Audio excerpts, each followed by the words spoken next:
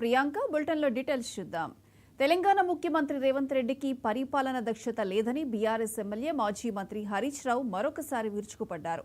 రేవంత్ పాలన 2020 కమిషనే అని ఎద్దేవా చేశారు. ఏ పని పూర్తి కావాలన్నా 20 కమిషన్ ఆయనకు ముట్టాల్సిందేనని ఆరోపించారు. పాలన చేతకాక ప్రకృతి, ప్రతిపక్షాలపై నిందలు వేస్తున్నారని తెలిపారు.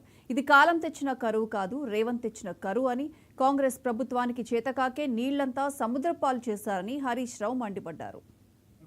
ఎండలు కొట్టి పంటలు ఎండిపోతే హరీష్ రావు గారు, కేటీఆర్ గారు ఆనందపడుతుండ్రు అని మాట్లాడండి. అంటే ఇవాళ రేవంత్ రెడ్డి పరిస్థితి ఎట్లుందంటే, ఎండలు మరి పోయిన సంవత్సరం కొట్టలేదా? కేసీఆర్ గారు ముఖ్యమంత్రి ఉన్నప్పుడు ఎండలు కొట్టలేదా? అప్పుడు ఎందుకు ఎండలేదు పంటలు? ఇప్పుడే ఎందుకు ఎండుతున్నాయి? ఎండలు ఎప్పుడు కొడతాయి. కేసీఆర్ ఉన్నప్పుడు కొట్టినాయి, ఇప్పుడు కూడా కొడుతున్నాయి. మరి ఆనాడు కేసీఆర్ గారు ఉన్నప్పుడు ఎండలు కొట్టినా మండు టెండల్లో, వాగుల్లో, వంకల్లో చెక్ డ్యాములు మత్తళ్ళు దుంకినాయి, చెరువులు అలుగులు దుంకినాయి. కనుక ఏ రోజు కూడా ఒక్క ఎకరా కూడా పంట ఎండకుండా కేసీఆర్ గారి పాలనలో పంట పండింది.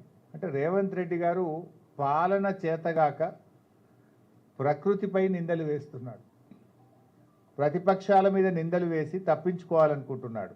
ఇది కాలం తెచ్చిన కరువు కాదు, రేవంత్ రెడ్డి తెచ్చిన కరువు. ఎందుకు ఈ మాట నేను అంటున్నా?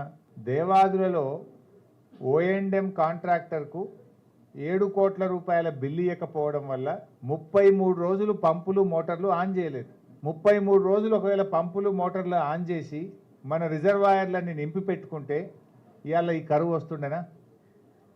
రేవంత్ రెడ్డి తన చేతగాంతనాన్ని, తన తప్పిదాన్ని తప్పించుకోవడానికి హరీష్ రావు గారి మీదనో, కేటీఆర్ గారి మీద నిందలేసుడో, ఎండల మీద, కాలం ప్రకృతి మీద నిందలు వేసో నెపాలు పెట్టి తప్పించుకోవాలని చూస్తున్నాడు. నువ్వు తప్పించుకుంటే తప్పించుకోలేవు రేవంత్ రెడ్డి. ప్రజలకు తెలుసు కదా. ఏమన్నా మేము అడ్డంబీట నిలబడ్డామా? నీళ్ళు ఇయ్యకు వద్దు రేవంత్ రెడ్డి అని మోటార్లకు అడ్డం హరీష్ రావు గారు, బీఆర్ఎస్ నాయకులు నిలబడ్డారా? ఇది నీ చేతగాంతనం.